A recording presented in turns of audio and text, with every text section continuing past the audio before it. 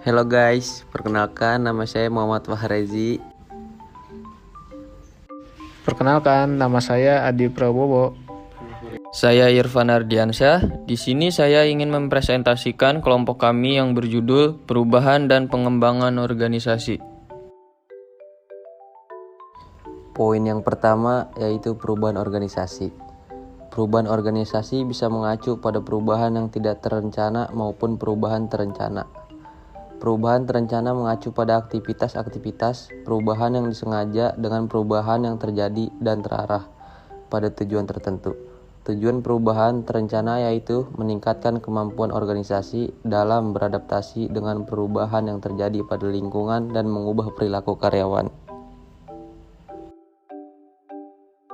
Teori perubahan organisasi menurut Lewin memformulasikan suatu teori yang harus dilakukan oleh organisasi dalam manajemen perubahan. 1. Tahap pertama, kebiasaan-kebiasaan lama dan status quo harus dilepaskan dari fondasinya sehingga proses perubahan akan menjadi mudah. Selanjutnya, yang kedua, tahap kedua, organisasi dibawa ke arah yang baru. Perubahan-perubahan dan pembaharuan mulai diterapkan. Kebiasaan lama dan status quo dihilangkan.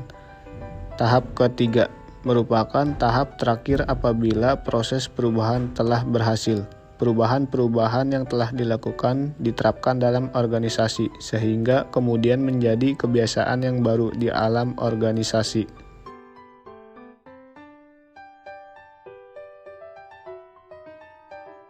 Ciri-ciri pengembangan organisasi. Pengembangan organisasi yang efektif memiliki ciri-ciri sebagai berikut.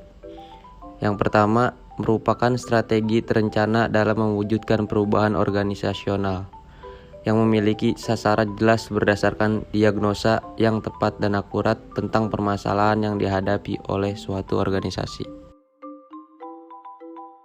2. Menekankan cara-cara baru yang diperlukan untuk meningkatkan kinerja seluruh organisasi dan semua satuan kerja dalam organisasi.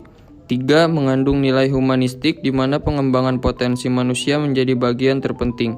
4. Menggunakan pendekatan komitmen sehingga selalu memperhitungkan pentingnya interaksi dan interdependensi antara organisasi satu dengan organisasi yang lainnya. Kekuatan-kekuatan yang mendorong perubahan dan pengembangan organisasi. Yang pertama, kekuatan internal.